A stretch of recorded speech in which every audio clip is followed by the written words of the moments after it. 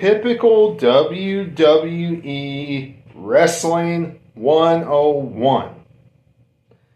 At least for this era and what we've been seeing, for quite some time. Especially since the Bloodline story is done. You know what I noticed?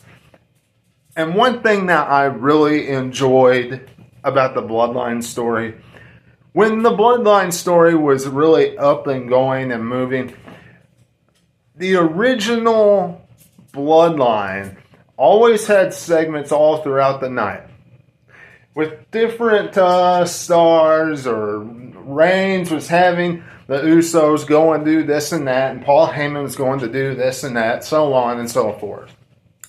It was what we were seeing all throughout the night, the story.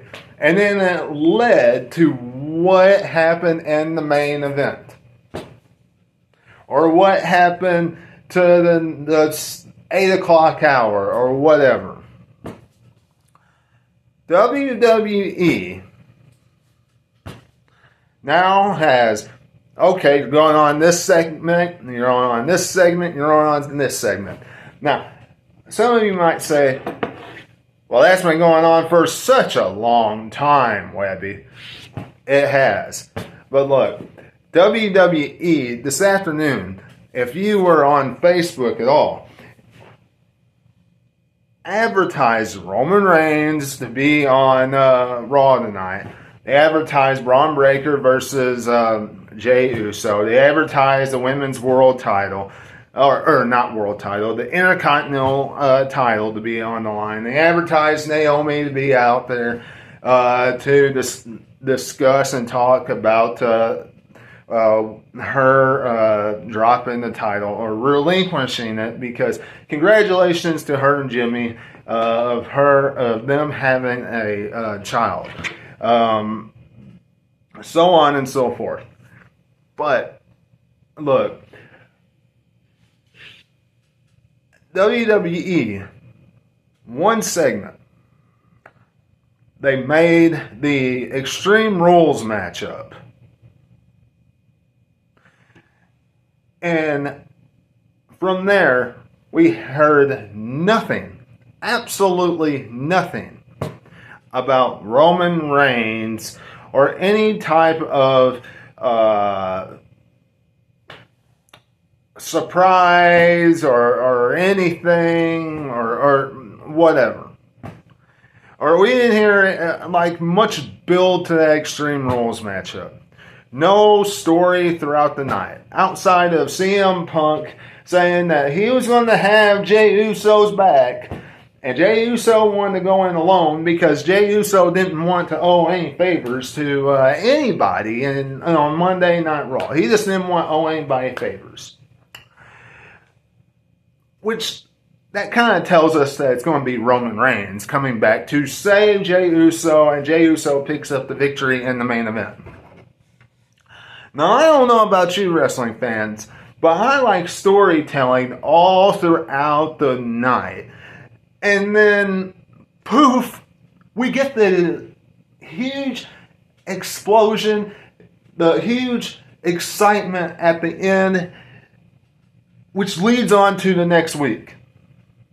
Which we did get the excitement at the end that's going to lead on to next week, because we now have Roman Reigns versus Big Bronson Reed teased for Clash at Paris, simply because of what Roman Reigns said. I mean, when he says, I'm ready for Paris and I'll see you there, or whatever he said right before Netflix went click, right before they went off there.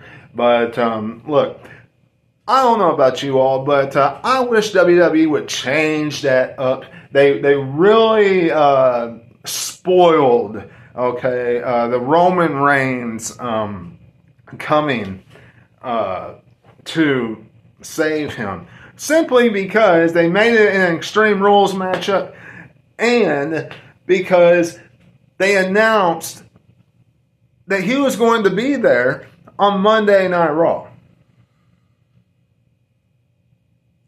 earlier today.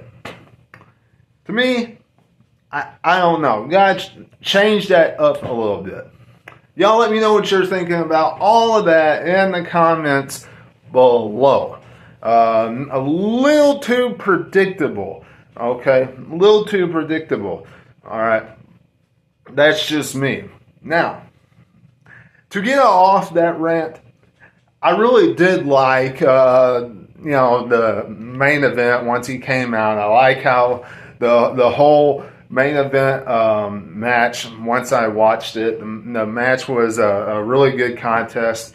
It is flowing till the next week, and look, we all know what's going to happen. Seth Rollins is going to walk out victorious at Clash at Paris, and this is not my preview of Clash of Paris, but we do know that he's going to walk out victorious.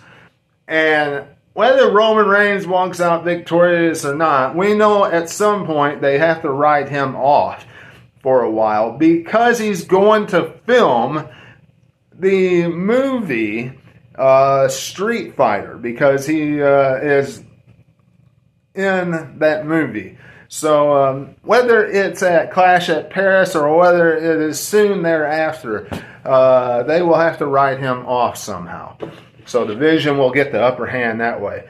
But all roads lead, okay? The way it's looking, all roads are leading to WrestleMania. Seth Rollins versus Roman Reigns.